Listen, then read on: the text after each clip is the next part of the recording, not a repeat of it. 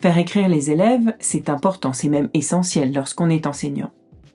Pourtant, les professeurs font relativement peu produire d'écrits à leurs élèves. Pourquoi ?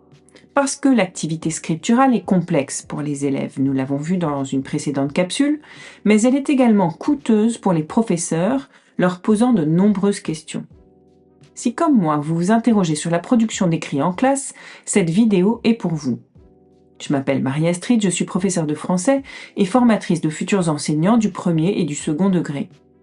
Prof expérimentée, je ne manque pas de me poser encore des questions lorsque je songe à l'activité scripturale de mes élèves ou de mes étudiants, car écrire est souvent considéré comme un prérequis que l'on ne prend pas le temps d'enseigner.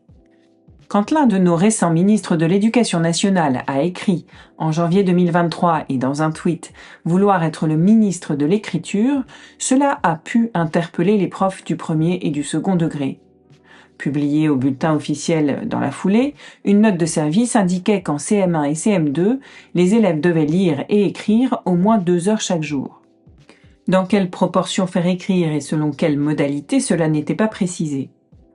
Gageons que les programmes à venir seront plus précis dans leurs exigences, même si la souplesse est souhaitable car la fréquence, la durée, la longueur des exercices d'écriture doivent être adaptés aux besoins de la classe, mais aussi de chaque élève. Il reste donc au professeur qui veut bien faire de nombreuses questions. Si l'on écarte la copie ou les exercices écrits pour ne garder que les productions, les inventions d'écrits, selon quelle fréquence et durant combien de temps faut-il faire écrire ses élèves et y a-t-il une longueur de texte spécifique à demander ? Vous savez peut-être qu'au brevet, ce sont 60 lignes qui sont attendues, mais préférez-vous lire 60 mauvaises lignes écrites sans brouillon ou la moitié d'une meilleure qualité ? Pour reprendre d'assez vilains mots, le quantitatif doit-il primer sur le qualitatif ?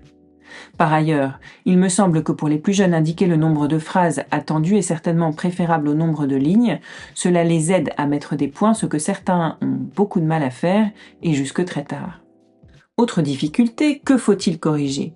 Faut-il toujours et à tous les niveaux aboutir à des textes dépourvus d'erreurs, quitte à diminuer la longueur ou l'inventivité des textes produits ? Les avis divergent car si bien sûr on peut mettre en place des dispositifs pour que les enfants, dès le CP, écrivent sans erreur, cela a l'inconvénient de brider leur créativité et leur envie de s'exprimer. Les professeurs peuvent se sentir en faute s'ils ne corrigent pas toutes les erreurs dans les copies de leurs élèves. Ils s'érigent alors et presque exclusivement en seuls gardiens du code, l'expression est de Pilorget. Ne faudrait-il pas expliquer aux élèves et à leurs parents qu'écrire s'apprend et qu'écrire ça prend du temps ? Professeurs, parents, avant de pointer les erreurs d'orthographe dans les écrits des enfants, songez à ne pas éteindre la confiance de nos apprentis écrivains et souligner les qualités que vous décelez dans leurs textes. Autre question difficile et réservée aux seuls profs, comment évaluer ces productions d'écrits encore tâtonnantes ? Quelle note, par exemple, attribuer à un travail hors sujet dans lequel l'élève se serait énormément investi ? Que dire d'une production sans erreur, souvent moins riche qu'une production plus inventive, où l'élève écrit des mots rares dont il ne maîtrise pas encore l'orthographe ? Tout dépend sans doute de l'objectif du prof, mais aussi de l'étayage prodigué lors des séances d'écriture. Quel étayage, en effet, apporter aux élèves ? Quelles ressources, quelle aide mettons à leur disposition ? Textes littéraires, mots de vocabulaire, corolle lexicale, tableau de conjugaison, dictionnaire, règles de grammaire. Et que va faire le professeur quand ses élèves écrivent ? Se taire ? Les regarder faire ? Cela demande d'être capable d'un certain lâcher-prise, car un prof a du mal à ne rien faire. Aider un élève en particulier peut être nécessaire, par exemple avec une dictée à l'adulte, même au collège, jusqu'au moment où cette aide, pleine de bonnes intentions, peut l'empêcher d'avancer. Pourquoi ne pas avoir soi-même une attitude modélisante et écrire quand les élèves écrivent, tout en acceptant les questions des élèves qui se déplacent à votre bureau ? Dans tous les cas, posez-vous des questions. Et face à tous ces dilemmes, optez pour des solutions adaptées à vos élèves, à votre classe, au moment de l'année et à tout ce que vous seul, vous pouvez observer. Faites-vous confiance. J'en viens à une nouvelle question dont je ne ferai pas non plus le tour. De quelle manière s'y prendre pour aider les élèves à développer leurs compétences scripturales ? Premièrement, il faut les faire écrire souvent et même quotidiennement. Je ne parle pas du seul temps où ils recopient des leçons, même si c'est utile, je parle de la production d'écrits et donc de pensées personnelles. Première suggestion, faites-les écrire lorsque vous leur avez posé une question. Au lieu de leur demander de lever la main, demandez-leur de noter sur un cahier d'essai ou sur une ardoise les mots-clés ou les phrases-réponses selon leur âge et leur aptitude. Vous pourrez ainsi vérifier que tous réfléchissent plutôt que de n'écouter que les idées des grands parleurs qui prennent si facilement toute la place. Faites-leur écrire des textes ludiques, motivants, simples ou difficiles, car les enfants aussi aiment les défis. Plutôt que de leur faire toujours écrire des descriptions qu'ils n'aiment pas tellement lire, faites-leur écrire des dialogues, mais aussi argumenter, ce qui est très utile dans la vie et qu'ils savent faire souvent très tôt. Les écrits réflexifs sont également à développer. Je veux parler des textes qui les concernent, eux, et leurs apprentissages. Quelles difficultés éprouvent-ils? Quel est leur meilleur ou leur pire souvenir scolaire de la semaine et pourquoi? Comment apprennent-ils à la maison? Pourquoi écrit-on? Toutes ces questions les feront écrire sans difficulté, et tant pis si les écrits ne sont pas à ce stade parfaitement normés. Ici, ce sont leurs pensées qui vous intéressent et non la forme qu'elles prennent. Texte bref ou texte long, ne vous limitez pas à une modalité. Ce que l'on appelle le jogging d'écriture peut être intéressant, avec de brefs sujets quotidiens suscitant l'enthousiasme des plus doués, mais écrire sur un temps long, en préparant et en revenant sur sa production, est tout à fait essentiel aussi. Voyez les vidéos de Bernadette Kervin sur le site de l'IFE et sur l'écriture en CP, qui décrit le processus d'une écriture étirée en 3 temps, préparation, écriture, retour sur le texte, avec des allers-retours possibles entre les différentes étapes. Dominique Bucheton conseille de s'intéresser au jeu écrivant, d'en prendre soin, en pensant bien que l'on corrige le texte non pas d'un élève, mais d'une personne en devenir.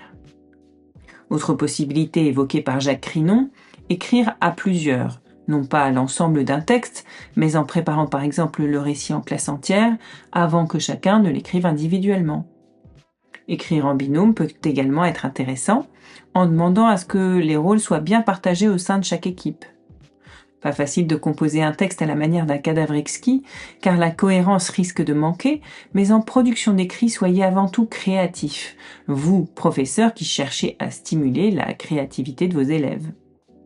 Et n'hésitez pas non plus à faire travailler la grammaire en même temps. Les contraintes formelles, si elles ne sont pas trop nombreuses, peuvent aider vos élèves. Pour aider la production d'écrit, n'hésitez pas à donner à vos élèves vos critères d'évaluation en amont. Vous pouvez même construire avec eux ces différents critères énoncés à la première personne et qui aideront l'élève à écrire et à se relire. Attention, multiplier les critères complique la tâche, donc dosez bien selon votre classe et le niveau de vos élèves. Aucun problème pour différencier. Dans vos grilles, demandez par exemple d'écrire 6 phrases au moins. Les élèves les plus à l'aise dépasseront ce chiffre sans mal, tandis que les autres ne se sentiront pas en échec. J'en viens au dernier point. Comment obtenir des élèves qui se sont appliqués, qu'ils réécrivent leur premier jet forcément imparfait? Tout d'abord en leur expliquant, en leur disant qu'aucune grande personne n'écrit un beau texte du premier coup. Elle se corrige, déplace, remplace, ajoute ou supprime. C'est la méthode DRAS, déplacer, remplacer, ajouter, supprimer, de Maryse Brumont dont vous pouvez vous inspirer. Pourquoi ne pas leur montrer les brouillons de grands écrivains et leur expliquer que la rature est signe d'amélioration? Il est bon de laisser un temps de repos entre le premier jet et la reprise de cet écrit, afin d'obtenir chez l'élève l'épaississement du texte comme le nomme Dominique Bucheton. N'hésitez pas non plus à demander à vos élèves d'échanger leur copie avant la réécriture. Ils peuvent même se coévaluer en cochant les cases d'une grille, ou bien noter sur un post-it un point positif et un conseil pour s'améliorer. En cycle 3 ou 4, chaque copie pourra être lue par 3 ou 4 élèves qui noteront chaque fois des observations différentes et cette méthode aidera discrètement les élèves les moins inspirés à trouver des idées. Ce travail de lecture entre pairs peut être suivi d'un autre objectif, écrire pour être lu par des destinataires, les élèves d'une autre classe, le professeur de l'année dernière, le journal scolaire ou bien sûr les parents, car écrire c'est bien, mais être lu c'est mieux. Pour conclure, ne choisissez pas entre faire lire les élèves et les faire écrire. Les deux activités sont les deux faces d'une même médaille. Liez donc ces deux activités et faites lire et écrire dans une même séance. Mais pourquoi ne pas tenter aussi la posture inverse?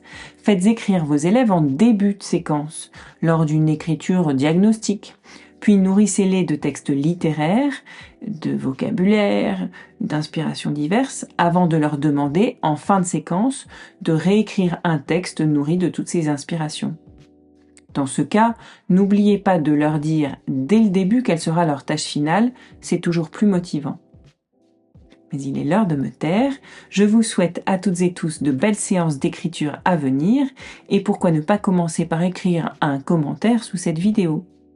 Sinon, je compte sur vous pour un petit pouce en l'air pendant que je croise les doigts pour tous ceux qui passent des concours. Force et détermination. À très bientôt.